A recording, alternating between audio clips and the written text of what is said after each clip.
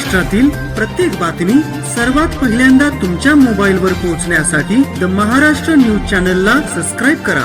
मध्ये येते शेवटचा टोक असल्यामुळं अनेक अडचणीला सामोरे जायला लागते. आमच्यापर्यंत त्याची लेंथ कमी आहे. पाणी सोडले 50 तास 60 तास सोडलं तर 8 दिवस पाणी पुरतं. त्याच्यामुळे एक एक पाणी येत आहे. आता चालू पिकं गहू हरभरा आमच्याकडे ऊस गेल्या वर्षी 2 वर्ष होता, आता 2 वर्ष ऊस पण नाहीये. तर जे चालू पिकं आहेत आता त्याला एक एक पाणीवरती आलेले ते लवकरात लवकर ते पाणी आणि लाईन आमची लेंथ वाढवणं गरजेचं आहे. आणि तुम्हाला मी 1 कोटी रुपये दिले ना पांडेश्वरला वेगळे एकच एक 50 लाख रुपये देतो. एक पलीकडचं पांडेश्वर गावाला आणि इकडं 1 कोटी 2 लाख दोन 6 महिन्यापूर्वी दिले तुम्ही. 2 ह्याच्यात होते ते. एक पांडेश्वरच्या पलीकडे नाळे वस्तीच्या बाजूला एक आणि इकडे रोमनवाडी जगताप वस्तीच्या त्याचं काय करा ते पुरलं लेन्स पुरली नाही सर. बापू, आज पहिल्यांदाच पुरंदर उपसावरती तुम्ही आमदार झाल्यानंतर बैठक झाली. तालुक्यामधून म्हणजे या लाभ क्षेत्रातल्या अनेक शेतकऱ्यांनी या ठिकाणी उत्स्फूर्त प्रतिसाद दिला.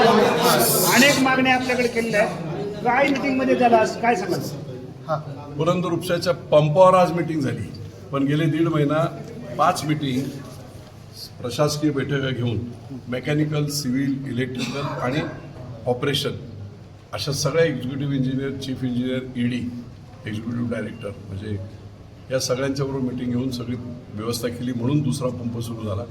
तिसरा पंपसुद्धा 1-2 महिन्यामध्ये चालू करण्याचं माझं प्रयोजन आहे. चौथा पंपसुद्धा रेडी करून ठेवायचा म्हणजे 3 सतत चालतील आणि 1 पंप स्टँड बाय असेल. एखादा पंप खराब झाला की दुसरा चालू करायचा. पुढच्या 2 ते 3 महिन्यामध्ये सगळे पंप व्यवस्थित कसे होतील या बाबतीतली काळजी आपण घेतोय. पंपाचे जे सक्शन आहेत ते लोखंडाचे, त्याच्यामध्ये एक प्रॉब्लेम झालेला आहे. व्हर्टिकल पंप आहेत त्याचे जे सक्शन पाईप आहेत ते सगळे स्टेनलेस स्टीलचे करायचं असंही ठरलं आहे. त्या बाबतीतली शासनाची मान्यता मी घेणार आहे. सगळे पंप व्यवस्थित चालले तर कुणालाही पाणी कमी पडणार नाही. 2 गोष्टी आणखी एक लक्षात आलेल्या आहेत की अनेक शेतकऱ्यांनी आपले शेतकरी मेन लाईनला भोकं पाडून जे लाईन घेतले त्याच्यामुळे अडचण होते. पुढे पाणी जात असताना ट्रेलला पाणी जातच नाही आणि यांचं पाणी 24 तास चालू होतं. म्हणून असं आता एक्झिक्युटिव्ह इंजिनियरशी आमचं ठरलं आहे की जिथे जिथे लाईन आहेत जास्त त्या ठिकाणी मेन लाईनने 12 इंचाचा पाईप 18 इंचाचा पाईप जोडून हेडर बनवायचं आणि त्या हेडरला सगळ्या लाईन जोडायच्या. म्हणजे जेव्हा पाणी पुढे जात असेल तेव्हा ते हेडरची इथली जी वॉल आहे ती बंद केली की पुढच्या हेडरचं सगळ्या लाईन बंद राहते. ती कोणी उघडली तर पोलीस केस करायची. अशा प्रकारचं हे त्याच्यामध्ये थोडासा मेकॅनिकलला खर्च वगैरे जाईल, परंतु आम्ही तो करणार आहे. आणि सोलरवरती आपण सोलरच्या बाबतीमध्ये पूर्ण राज्य शासनाने तो निर्णय घेतला की उपसा सिंचन योजना सगळ्या सोलरवर टाकायच्या. सोलरचं सरकारचं 16,000 मेगावॉट एवढं लक्ष आहे. 9,000 मेगावॉटचं त्यातल्या ऑर्डर झाल्या, आदेश झाले आणि सगळे कामं सुरू झाली. पुढचे जे 7,000 वॉट्स आहेत ते साधारणतः ह्या 10-15 दिवसामध्ये त्याचं टेंडर निघेल आणि ते देखील दिलं जाईल. आणि मग या 16,000 मेगावॉटमधून उपसा सिंचन योजनांना जास्त टार्गेट केलेलं आहे की उपसा सिंचन योजना शेतकऱ्यांच्या त्याच्यावर चालवायचं म्हणजे दिवसा पाणी देते. आता शेतकऱ्यांना आपण काय करतो, सवलतीच्या दरात पाणी देतोय.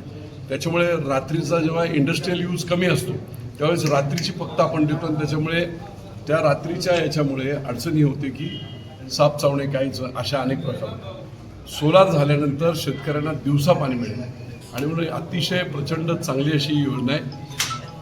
असंही आता शेतकऱ्यांच्या सगळ्या पंपाचं 0 केलेलं.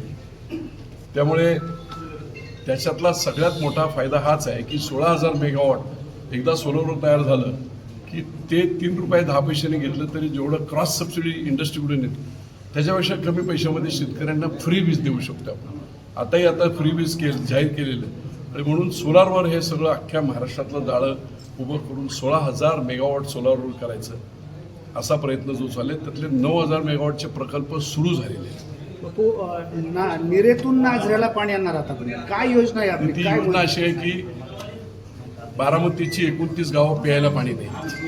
50 वर्षात ते झालं नव्हतं. ते लोकसभेच्या दरम्यान मी जेव्हा फिरलो तेव्हा माझ्या लक्षात आलं. त्यामुळे निरेतून निरा मिळते भीमेला उजनीच्या खाली आणि सगळं पाणी वाहून जाते कर्नाटकला. आणि म्हणून ते पाणी वाहून जाणारं पाणी त्याचं नीट फेरनियोजन करून 100 दिवस जेव्हा पाणी वाहून जातं ते मोठ्या पंपाने उचलून नाझरं भरणे. नाझरं वर्षातून 10 वर्षातून एकदा भरतं.